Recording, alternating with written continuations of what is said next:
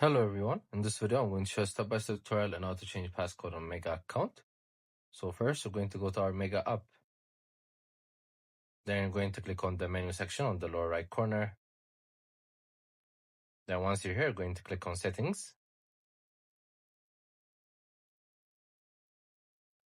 Then again, once you're here, you're going to click on security. Then as you can see, there's the passcode option. You're going to click on it. So again, there's the change passcode option. So now you guys can change your passcode by first entering your old passcode, then entering your new passcode as well.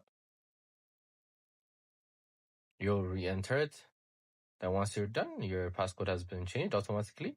So this is sometimes important in case of security reasons.